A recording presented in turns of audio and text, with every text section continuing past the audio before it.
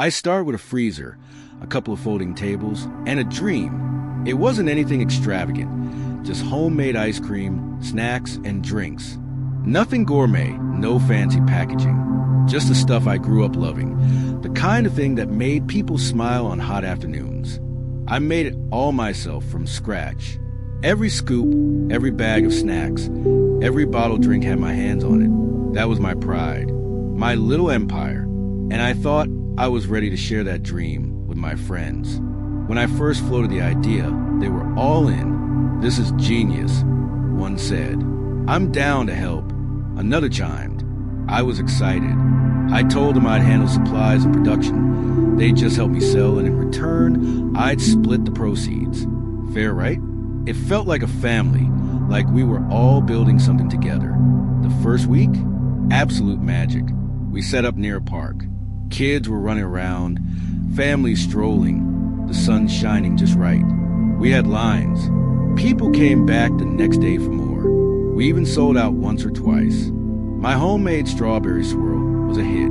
The pineapple slush, gone in under 2 hours. Money was flowing, and everyone was smiling, me most of all. But success, I've learned, reveals people's true colors. Week 2, that's when the cracks started to show. I showed up to our usual spot and saw a couple of unfamiliar faces standing with my group. "Who are they?" I asked, confused. My friend just shrugged. "They're helping now," he said, like I didn't need a say in it. I tried to push back. Helping with what? They didn't bring anything. But it was brushed off like I was being difficult. These new people, I won't name them, but let's just say they didn't make a great first impression. They didn't ask how they could contribute. They didn't even try to sell. What they did do, eat, a lot, snacks missing, ice cream containers open with scoops taken out, drinks gone, half-empty bottles left behind. And when I brought it up, silence. They glance at each other, smirk, and go back to chatting like I didn't exist. My friends, the ones I brought into this business, didn't say a word in my defense. I was the only one still waking up early to make fresh batches, the only one buying ingredients, the only one doing the math and seeing the profits shrink, because they kept helping themselves like it was an all-you-can-eat buffet. Worse still, when it came time to split the earnings, they started cutting my share, literally handing me less than we agreed upon. "Well, we're more people now," one of them said. "We gotta divide it." I looked him dead in the eye and said, "Yeah? Who's buying everything? Who's cooking? Who's cleaning up? Who's keeping this whole thing alive?" They didn't have an answer, or maybe they just didn't care. That second week ended with me $70 in the red. $70 I didn't really have. I told them straight up, "If this keeps up, I'm out." They laughed. One of the new guys even said, "You wouldn't last without us." That was the moment I realized they didn't respect me. Not my effort, not my money, not my idea. They just liked the attention, the fun, the free food. So I made a decision. One morning, before anyone showed up, I packed everything.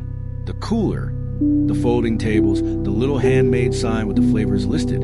I loaded it all into my car. I left a note taped to the bench. "I'm done. Don't contact me." And then I drove off. I turned off my phone for the day, sat by the lake, let the silence wash over me. That night, my phone was flooded. Missed calls, messages. "Come on, don't do this. We were just getting started. We'll fix it." Even the ones who barely acknowledged me before were suddenly desperate. I didn't respond. You see, betrayal doesn't come from strangers. It comes from the ones you trust, the ones you bring to your table and hand the first scoop. And I had enough. I took a couple of weeks to regroup, paid off that $70 debt with side gigs, rebuilt my inventory, and then I went back out, but this time I was solo. No partners, no freeloaders, no one taking what they didn't earn. I set up a little cart, got a small speaker to play some soft tunes, bought a chalkboard sign that read, "Ice cold, made fresh, with heart." At first it was slow, but then the regulars returned. "Where's your crew?" some asked. "Gone," I said, smiling. "It's just me now."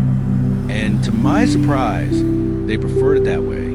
They liked talking to me directly, asking how I made the mango lime popsicles, complimenting the balance of sweet and spice in the tamarind soda. I had full creative control. I experimented, tried new recipes, priced everything how I saw fit. Every dollar I made was mine, and more importantly, I deserved it.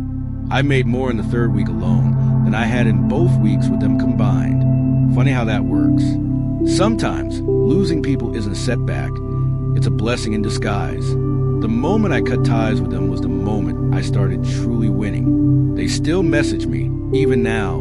Every once in a while, one of them will show up pretending it was all a misunderstanding, asking to collab again. Some even try to guilt trip me, but I remember how they ignored me when I needed backup.